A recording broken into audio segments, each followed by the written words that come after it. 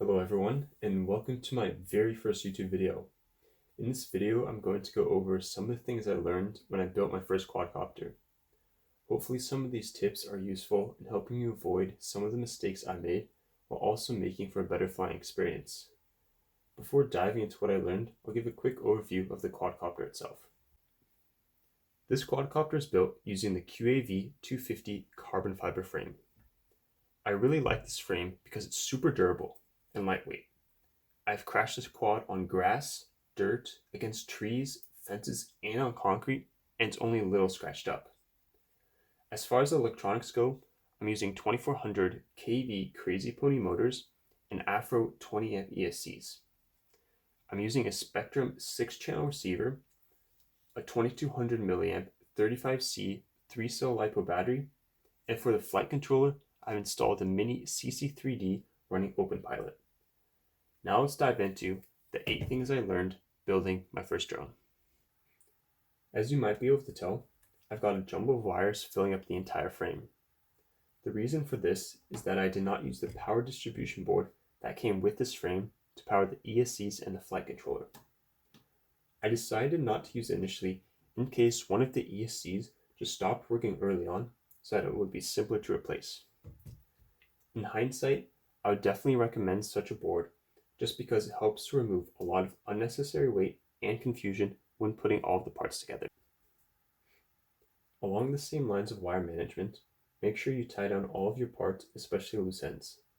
You don't want the propellers to accidentally snip things off. For instance, one of the wires of my receiver was several inches longer but got caught off by a propeller because it was just dangling from the back. I've now taped it to the frame to stop it from moving around. I recommend using zip ties and wire cables for this. They're really cheap and they get the job done. Most batteries will come with straps, and if not, I definitely recommend getting some. I would even suggest using 2 straps to tie down your batteries just in case. Straps are easier to use than zip ties, and also you shouldn't really trust Velcro. I was flying once and didn't have straps at the time, and mid-flight my Velcro battery just came loose and took down my quadcopter. That loud pop was the sound of my battery being ripped apart from its Velcro, then being hit by a propeller. You do not want this to happen. I think this is pretty self-explanatory, but I made this mistake so you might as well. Always measure your parts before buying them and know where they're going to go on your frame.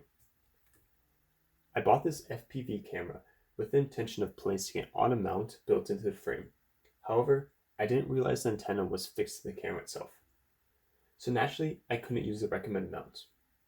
I ended up 3D printing a mount up front instead, and it's worked out fine, but it does leave the camera a little vulnerable during a crash. Another thing is to make sure you know which propellers your frame can handle. I'm using 6-inch propellers for this frame, and as you can see, this is the maximum length I can use without hitting the frame.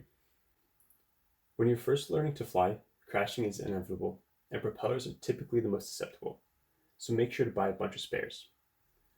You don't want to be flying with chipped propellers or with broken propellers. Also keep in mind that there are clockwise propellers and that there are counterclockwise propellers. And this goes for motors as well. If you're flying over wet grass or dirt, you need to be careful when you land or crash as you don't want debris to get into your parts. I had this problem when I crashed into some mud and it completely covered one of my motors. Because of this, I decided to 3D print this motor shield to try and prevent debris from getting into the motor. It mounts using the motor's original screws. A safety feature that every drone should have is a battery alarm. A battery alarm alerts you through a sequence of loud beeps that your battery voltage is below a set threshold. This is super useful because it gives you a heads up that you should begin the landing process. It's also important that you don't discharge LiPo batteries completely because it may permanently damage the battery. This also means that you should unplug a battery from your frame when not in use, as the flight controller and receiver are both active and consuming power. I also recommend getting at least 2 batteries so that you can fly longer. This is the battery alarm I have. When I plug it into this end of the battery, you'll notice a sequence of loud beeps similar to that of when the battery voltage is low. The battery alarm is now cycling through the voltage of the 3 cells of the battery as well as the total voltage of the battery. This is a 3-cell battery because physically there are 3 compartments or cells. You can notice that the individual voltages are around 4.2 volts, while the total voltage of the entire battery is 12.6 volts. We can verify this with a multimeter. Setting the multimeter to record DC voltage, we can plug the leads into the battery. Plugging the leads into the battery, we measure 12.64 volts, verifying that the battery alarm is correct.